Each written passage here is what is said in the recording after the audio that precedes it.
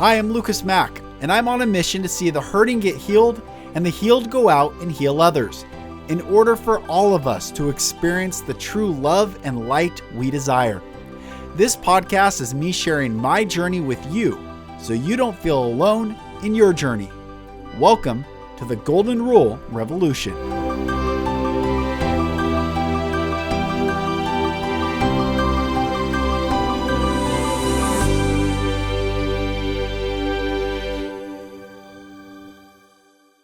Hello, my brothers and sisters, and welcome back to another episode of the Golden Rule Revolution. I am Mack.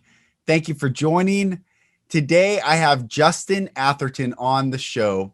He is a former detective and SWAT police officer, and we talk about a lot of different things from his view of law enforcement and all the narratives that came up in 2020 around that, to helping people with emotional intelligence. I have the honor of being on a summit that he is hosting that's coming up, so you don't want to miss that.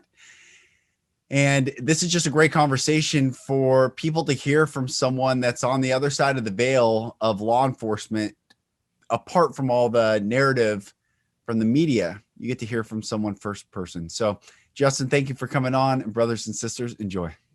Brother, welcome on the podcast.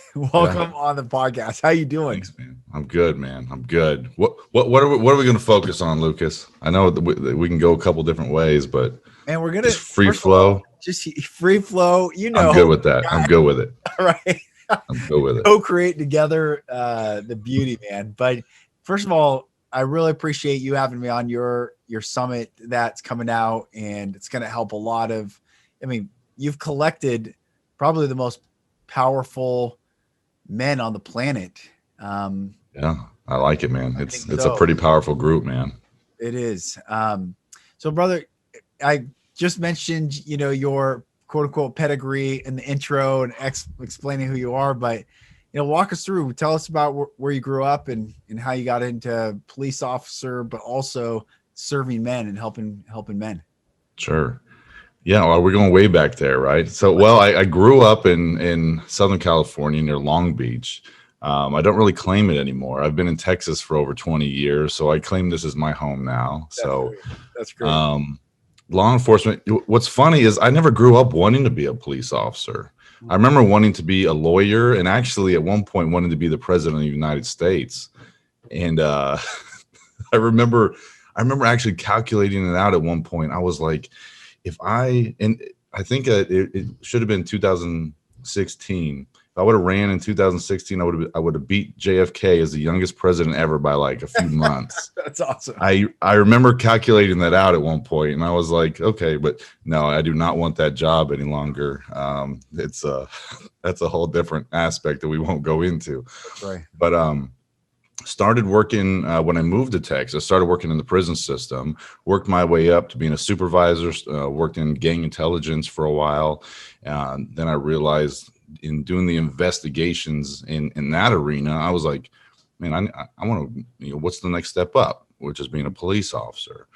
And then once becoming a police officer, it was always like, what else can I do? I moved pretty quick, right off the bat. I was very productive. I was able to become a training officer after a couple of years, joined a SWAT team after a couple of years, and even became a detective after only a short time. I think I was 4 years in patrol before I became a detective, and then was a detective for a few years before I promoted back to patrol, being a supervisor. And so that's where my law enforcement journey took me. And I really found that the training aspect was where my passion was at. Whether it was training the officers one-on-one or being a supervisor and having a whole shift of guys to be able to impart my knowledge on. Yeah. And it's always a weird thing when you look at leadership skills, because I'm still involved in teaching leadership skills and interview skills to law enforcement. And for the majority, they are skills that you can develop and learn. And there's a very small percentage of people that are really born natural leaders. And I can't really say where I fell, but it was always just innate to me to be able to, like, I want to help people up. Like whenever I got into a position of advantage, I'm like, man, I want to help the people below me get to where I'm at, because I'm not going to be here forever. I may scoot myself on up, and then I'm just going to pull people up with me, right? You know, that was always my vision. And so I, you know, at one point in my career, I was like, what else can I do, man? Like like how else can I serve the people out there? And I went through some actually a difficult time in my career. I was forced to resign from the first police agency I worked for because of some allegations of insubordination. And we won't go into the details of that, but it had nothing to do with being a police officer on the street. It was all in-house with administration. And for a short time there, I was struck with the idea that I may not be able to continue on in this career. And I had this identity crisis. I was like, man, this is all I know. This is all I can do. Like, I am a police officer. This is how I labeled myself, right? And so, you know, I got struck with, you know, some depression, and I was like I was lost. Yeah. And I'm like, where am I going to go from here? And then a light bulb came on, and it was like, hang on, dude. Look at all the skills and techniques you've learned along the way. And I sat there and I was like, man, I can do whatever the hell I want. I'm like, in whatever field I get thrown into, like, I'm going to succeed because that's who I am. It's not, I am a police officer. It's like, look, I'm a leader. I am persistent. I have integrity, you know, honesty. Right. So it's the identity piece is very interesting to me. And I think that's what made a huge shift for me. And I did get back into law enforcement for a few years, and I took it as it almost at a different approach. But that's when I started my business as well. And I was like all these realizations that I had, I was like, I need to share this with as many people as I can. And so that's what really stemmed me to create my business, Confidence Unchained, to work with men one-on-one and give them these tools and techniques, man, to learn how to be, you know, a badass and have peak performance in every aspect of their life. So that's awesome. And it was kind of a long story there, Lucas. Yeah, no, that's great. That's great. Because a lot of guys don't shift from that ego hit on their identity of their career. So there's a lot of men that commit suicide. You know, there's the highest statistic of suicides are men, and it's in that range of age where, you know, the career isn't, who are they apart from what they're known, seen, adored, how they provide, whatever that is. So you made a massive shift. What have you, I mean, the law enforcement, I mean, that's, who wasn't talking about law enforcement in 2020, and everyone, you know, like everyone had a view of law enforcement, but what was your observation being in it and also being a leader and helping, you know, not coming from that victim mindset, but responsibility and accountability? What was your perspective on just the entire narrative of where people were missing the It's kind of a sad thing to think about, because, you know, looking at it from the inside and the repercussions of what happened within the law enforcement world, it was a big hit on morale, because a lot of these guys and ladies that are in law enforcement, they got into it for good reasons. Like, I know of no one that got into law enforcement saying, I want to go shoot somebody. Like, that's not what happens, right? No one joins the military saying, I want to shoot somebody. But somehow the narrative got shifted to that all cops are killers, and then they go out of their way to do this stuff. And it's really what it makes me see is that a lot of people don't think for themselves. And it's a difficult thing to swallow, and the people that are in the mix with it and going along with this narrative, that they don't want to believe that either. They're like, no, I did think for myself. I listened to, you know, all the news channels, and I decided what I wanted to what I wanted to, you know, piece together as my opinion. But it's, you know, you could throw a lot of different, you know, scenarios out there. You know, when there was a big scandal of Catholic priests, sleeping with young boys? Were they burning down all the churches and saying that all priests are bad? No, that didn't happen. Or if you see teachers that have inappropriate relationships with students, are we burning down schoolhouses and saying that all teachers should be banned? No, that doesn't happen. But one or two police officers do something bad, and then every single police officer is bad, and we should burn down the police departments and abolish the police. Right. So it's an interesting perspective to have, and to me, it just seems like it's a lot of ignorance. But I think that's a great. I've not even thought of it like that, and I wrote a book in 2013 that one of the points that I make in it, and what I say in the book, is content without context is a very dangerous thing. And what you just gave was context to put content in its place. Like, that's a really important perspective that you just shared. Like, yeah, are you claiming all priests are bad, or you shut down the Catholic Church, defund, whatever it is? That's a really important point. So for you, growing up, like what led you to have that switch over just the innate clicking of thinking for yourself and not just go? I mean, you have to have, from my perspective, being a police officer in law enforcement, and I was a journalist for a long time and worked, I knew all the, definitely the sergeant, whoever's going to talk on camera, and we'd have a good rapport and stuff. But there's a sense of cynicism. There's a sense of like default, all right, what are you telling me? And then what are you really telling me type lens that most law enforcement officers have. And I get that. But where did you develop that growing up? I'd have to give that to my dad, because he always made me think through something. It was never take anything at surface value. There's always something else to it, right? Yeah. And don't believe something just because somebody told you. Can we verify this information? And so, the conversations that him and I had growing up, it was more about, thinking for yourself. He never wanted me to be part of the crowd or to just do something because my friends did it. Yeah. And that always stuck with me, as a teenager. I don't think I realized it at the time, but, thinking back, that was definitely something that people knew me to be. Like, Justin's going to do his own thing. Like, regardless of what my close friends are doing, they might be doing some really dumb stuff right next to me. And I'm like, oh, that's cool, guys. I'm going to sit over here and just watch, because I don't want to be involved in that. Yeah. Yeah.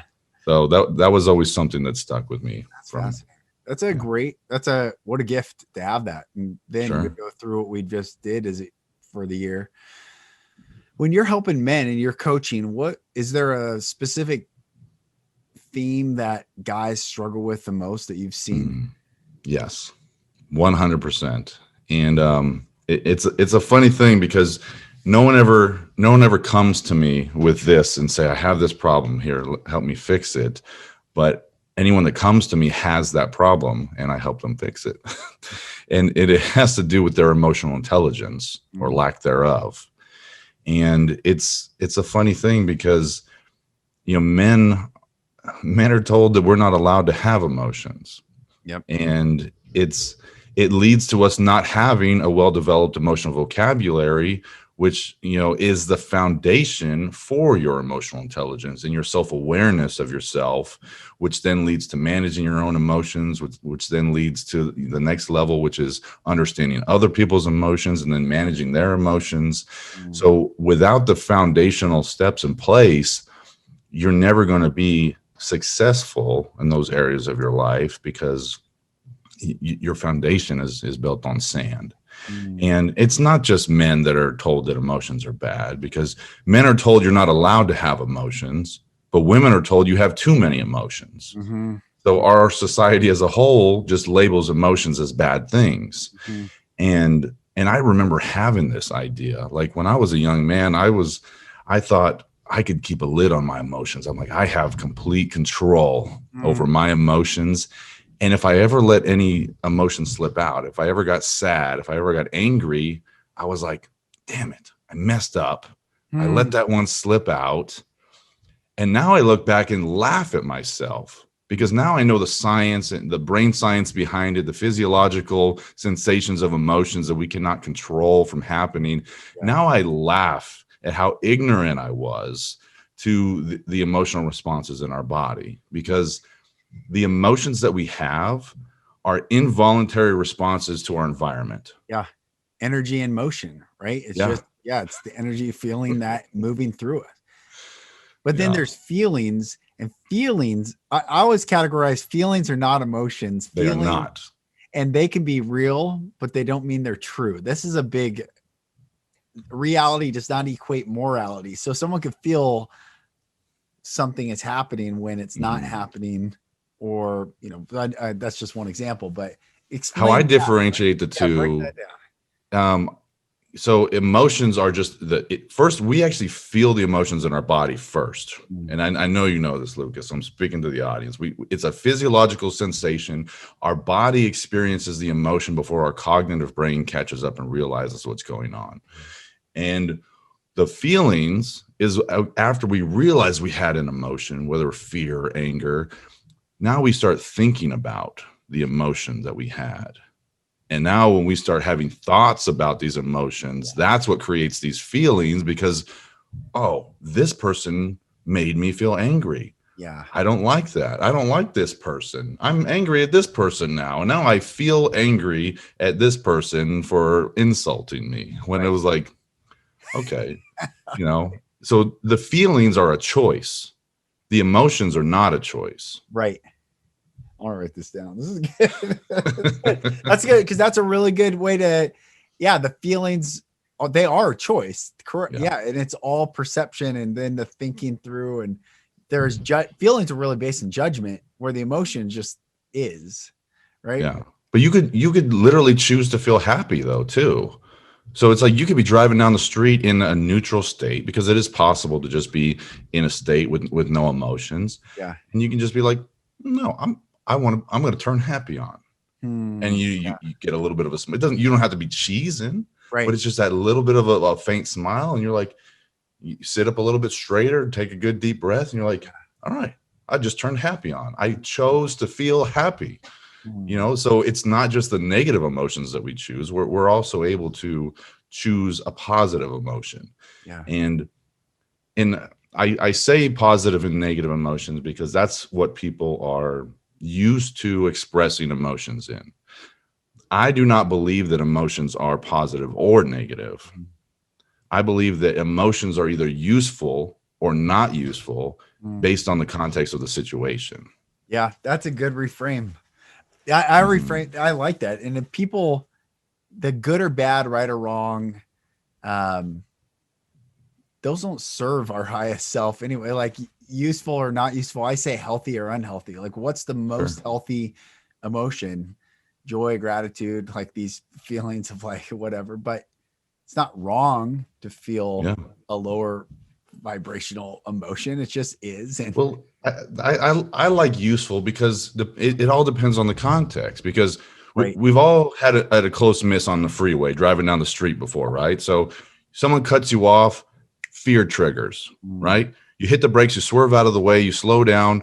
All of that happened subconsciously. The fear emotion hit you and your brain knew what to do to avoid the accident, right?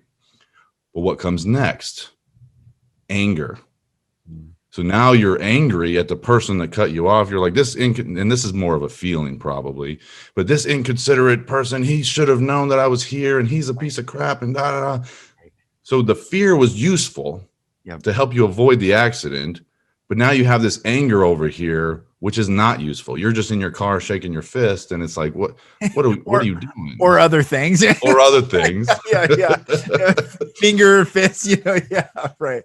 But then you shift it to a situation to where you're getting mugged. That fear and anger are going to help you fight off your attacker in order to get away or to defend yourself. So in that situation, both fear and anger would be a useful emotion.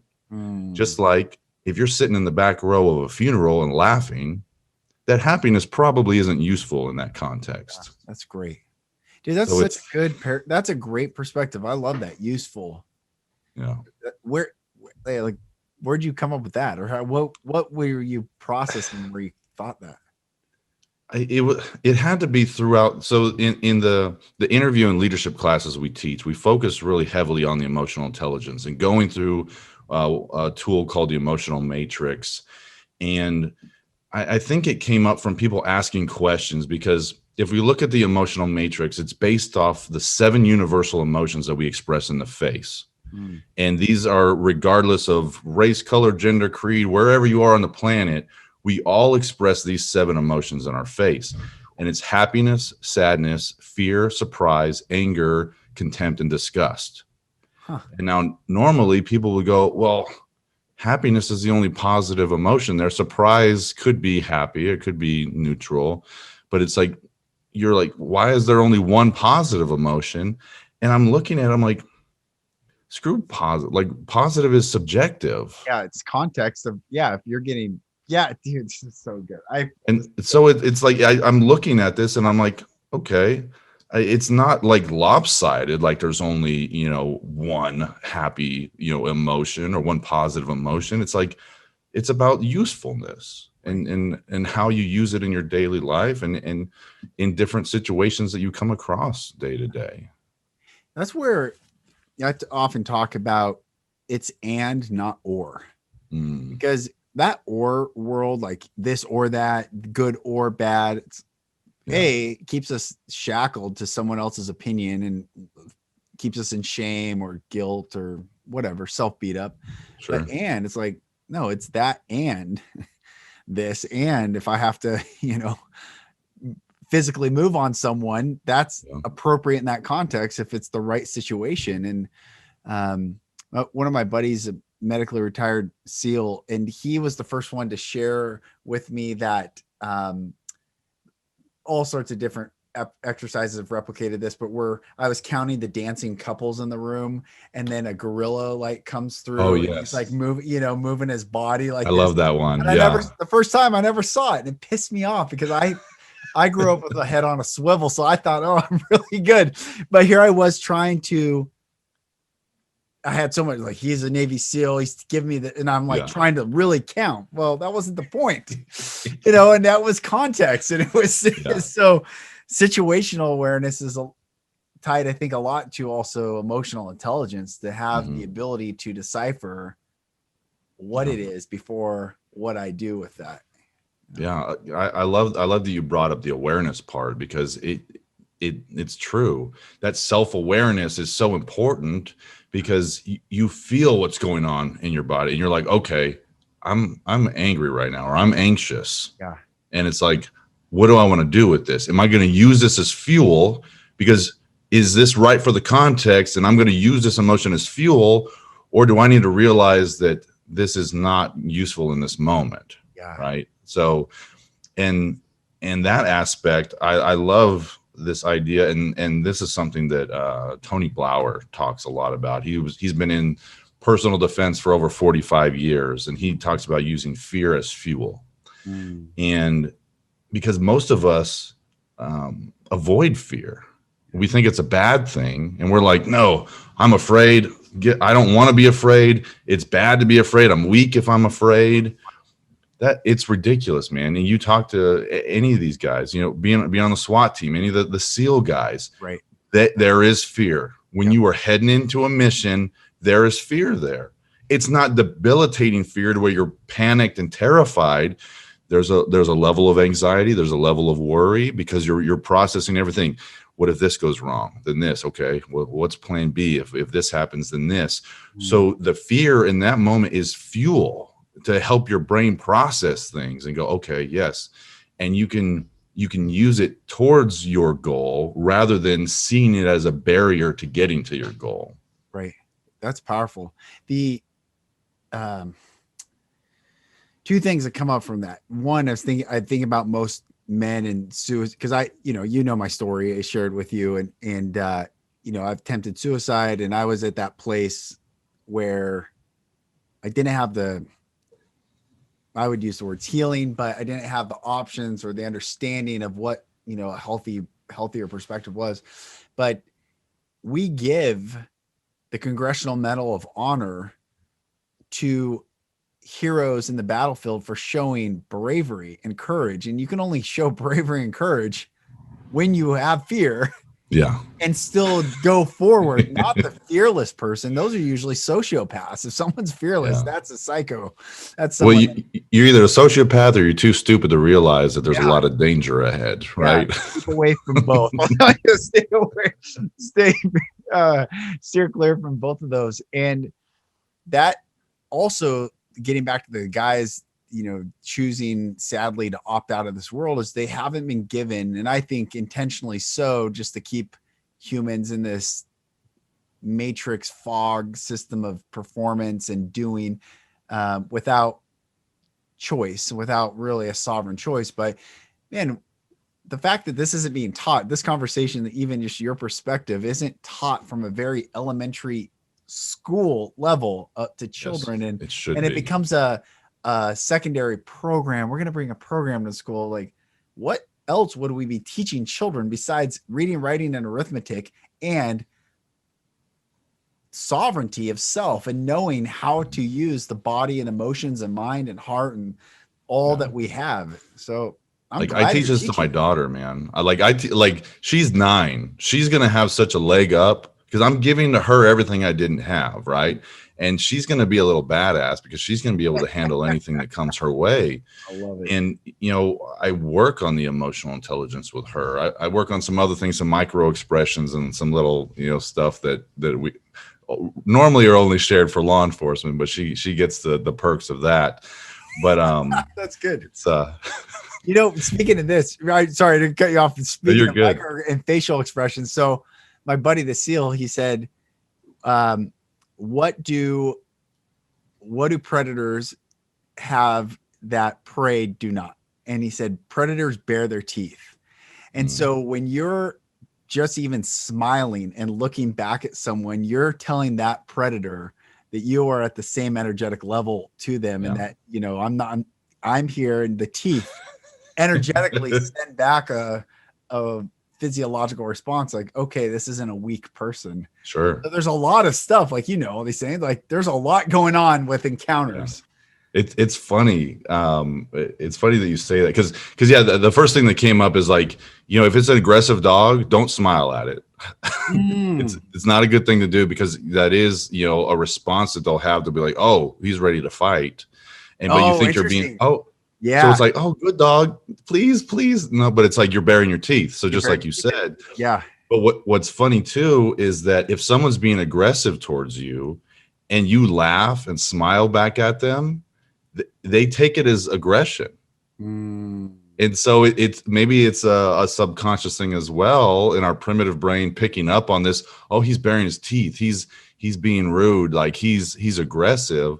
Because I love to laugh at people that are being combative towards me. Like it's funny to me. I mean, it's the human behavior aspect that's humorous, because to an extent we act like robots. We have certain stimuli. We push some buttons, and Lucas, I say this, I do this. You're going to respond in a certain way.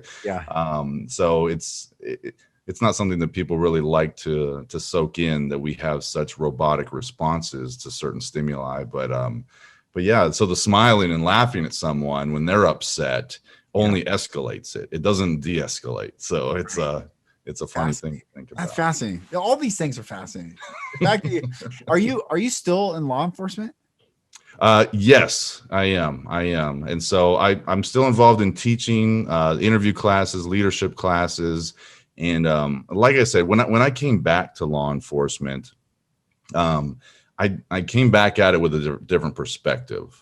And so, nothing was a big deal anymore because it wasn't my identity any longer.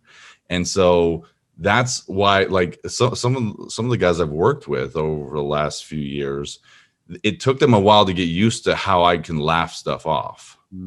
And like I said, at first it does not de-escalate. If someone's mad and they're yelling, profanities at me and I laugh at them, it just kind of riles them up for a little bit. Right. And so because they try harder, right? Right. But then at some point they realize, oh, I can't do anything to bother this guy. Right. And so they self de-escalate. Yeah. So it's an interesting psychological trick. When you don't respond to people's triggers, eventually they give up. Rather than be like, oh, I know I can push Lucas's button if I say this. Yeah. Oh, I'm going to say it again. Oh, now I'm going to try this one. So it's, dude, which is where emotional intelligence comes into play. yes. And but just my buddy who might listen to this, he didn't say like laugh back at the threats. He's saying that most people's response is to turn their heads and not look at them. But he said, look at them, acknowledge, don't like cheesy grin, but like, no, I'll laugh at somebody. Someone today is going and trying and laughing at some thread. Like, you said to laugh at him. I didn't say to laugh at him. I just said bare your teeth and smile to them. But I was having, so the second part that you brought up there, I was actually having that conversation yesterday, I think, because most people, when they do feel threatened, they turn away. They don't look at somebody. That's the number one way to become a victim. Yep. I was telling some stories where in my life, I've almost been mugged multiple times in my life. And people say I'm paranoid, or they're like, no, who would mug you? Because I'm 6'3", 245 pounds. And they're like, who would mug you? And I'm like, 4 dudes in a convenience store might try to mug me. This one story I think about. But every time I've thought it was about to happen, I stared the guy right in the eye and I said, how's it going, man? You doing all right today? And normally they wouldn't even respond because their OODA loop is thrown off, right? So they're like, oh, he's looking at, I gotta go. And then they just wander off. And that's not a normal response. If it was just a normal person in a store that I said hi to, they would have had some response. But this guy's so keyed up thinking about what he's about to do to me that when I say something to him and say, hi, I see you, that it throws him off, that he's just got to go wander off somewhere. So psychology is interesting to me. I love it, dude. Humanity's interesting, man. People choosing in, from the spiritual side,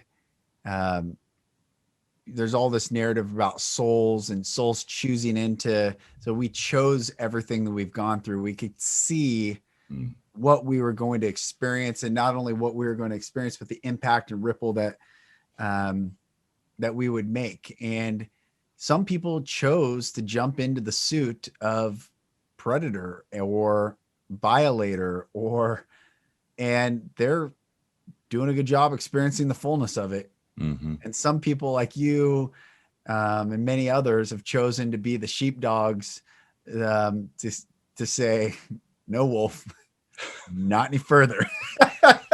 No, thank you. It is an interesting thing too, because I think back and I remember, because growing up, I didn't get along with my sister very much, but I never let anyone else pick on her except me.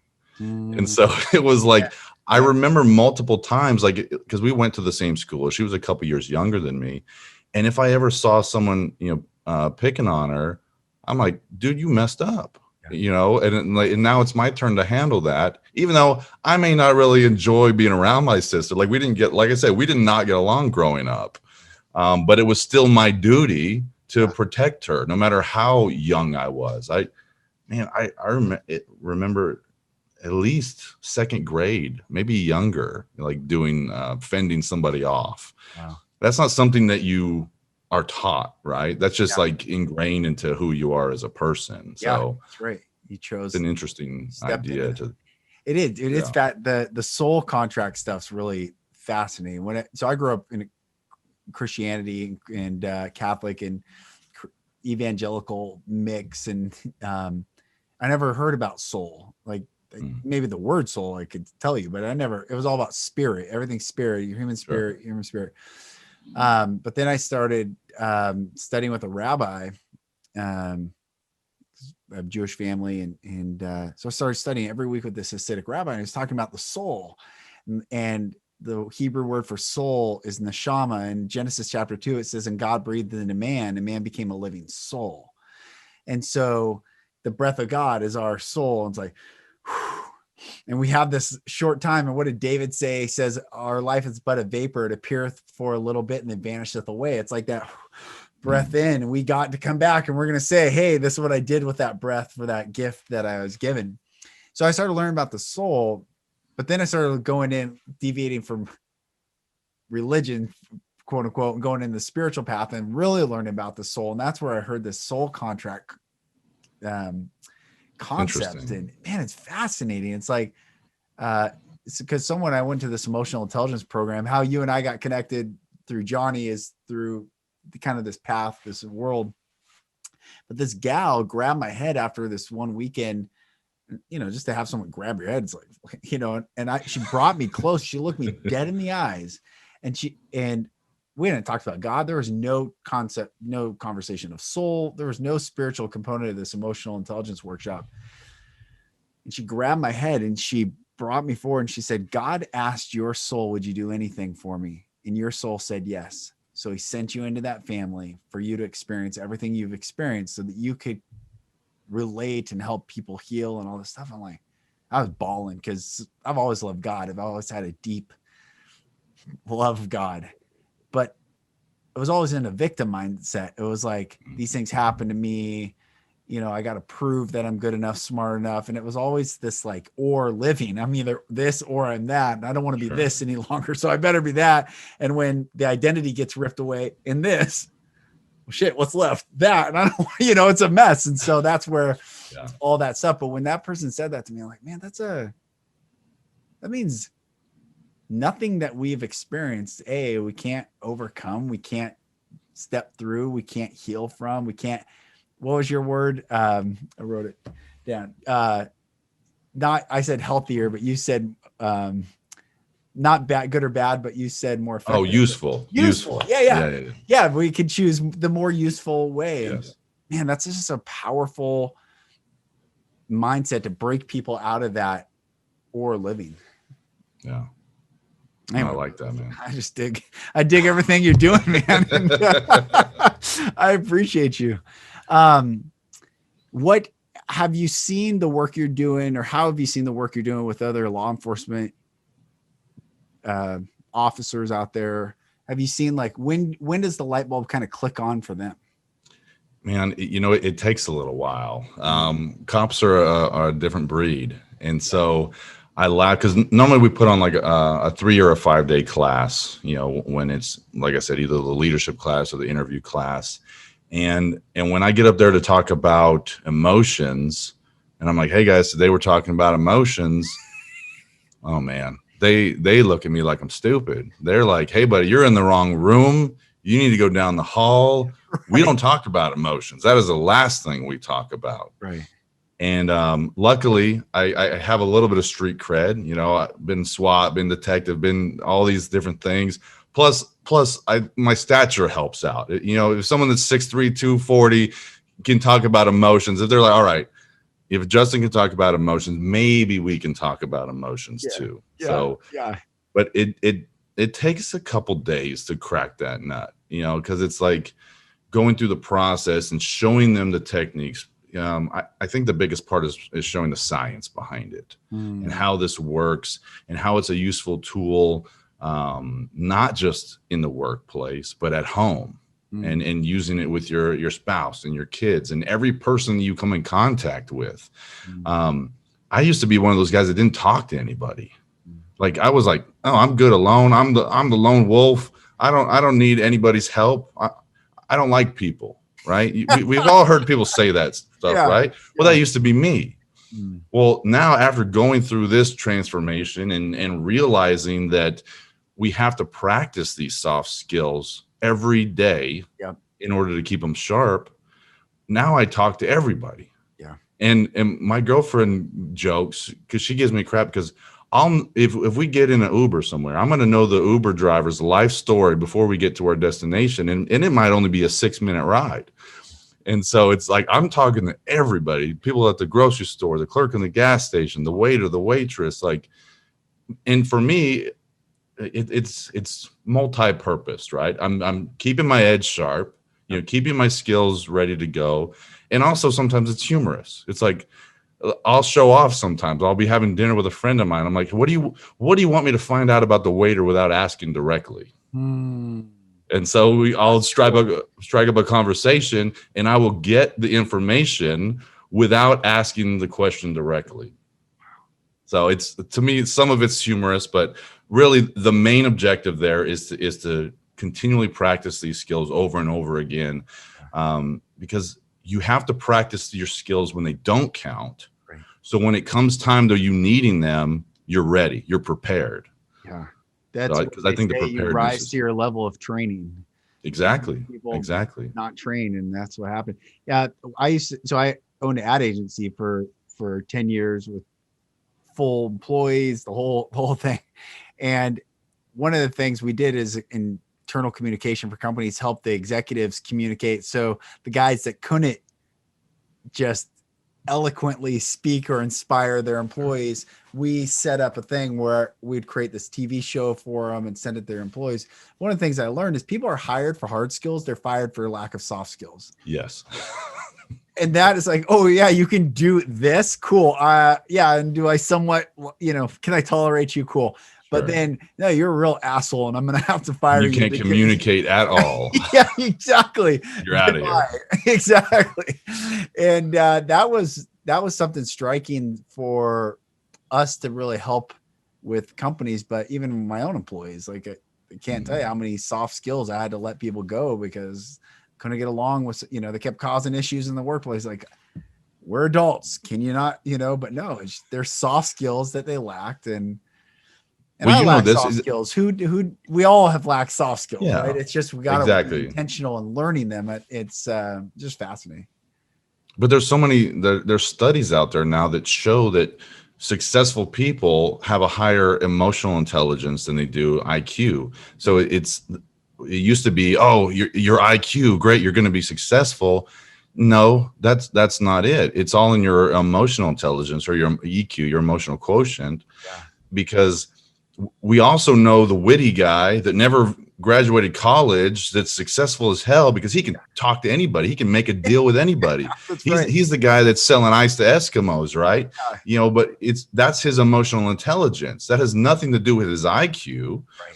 And you think about all the successful people out there. They're like, I surround myself with the really smart people. I don't have to be really smart. I just need to know how to build a team together and have the ideas. So it's the IQ.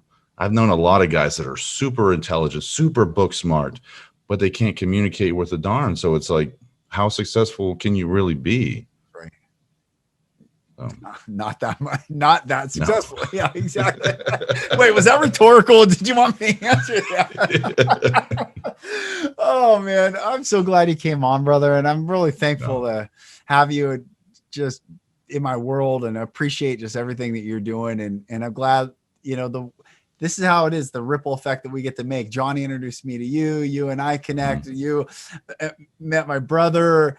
That wasn't even directly from you. That was the weird thing, that it was like a ripple that came out and then came back in another way and met your brother. And I'm like, dude, I wasn't even introduced to you by your brother. It was somebody else. That's awesome. I mean, it's cool, man.